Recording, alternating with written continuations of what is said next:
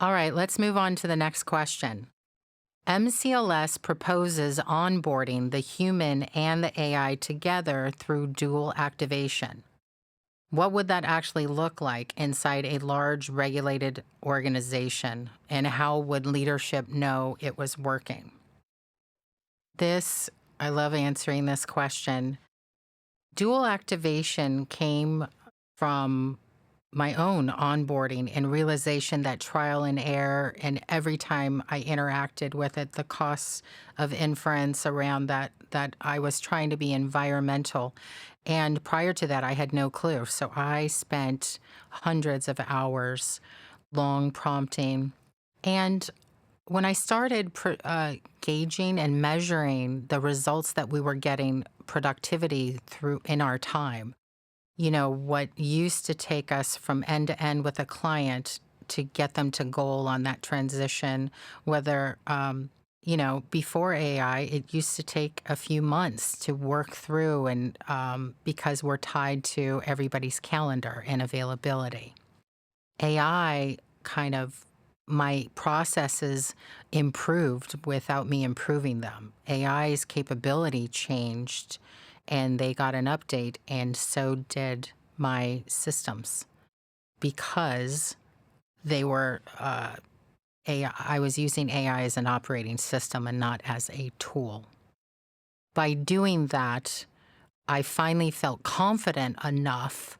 Before, I would have to do the onboarding. I've never delegated that. In my previous career, through real estate, hundreds, hundreds, if not at least 1,000 over 20 years of doing onboarding and the orientation. I never wanted to delegate that because I wanted to make sure they were trained on our 24/7, system. AI was now finally confident that, and it was intelligent enough that I could train it.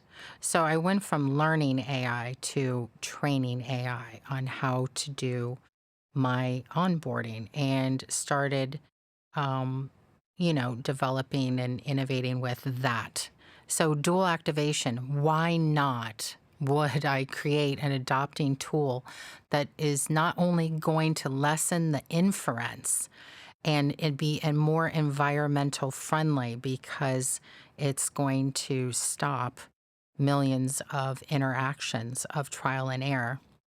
The other part was our time is so precious. Technology over the last couple of decades, any job, no matter what point in time I had, I always wanted to do my best. I always got an efficiency after adopting, and it was a lot of time. I was sometimes the first one in and the last one to leave, and it was majority of the time me training myself on a new system or new technology, something I was expected to go teach. So that being able to remove and give back so many people the hours every week, the emails, the less space of thought in their minds. They can have less 70,000 thoughts a day, and for a less percentage to be on the learning curve and experiencing what I and other people have already done. Like, it was a pleasure, to do so, and it's necessary. Like,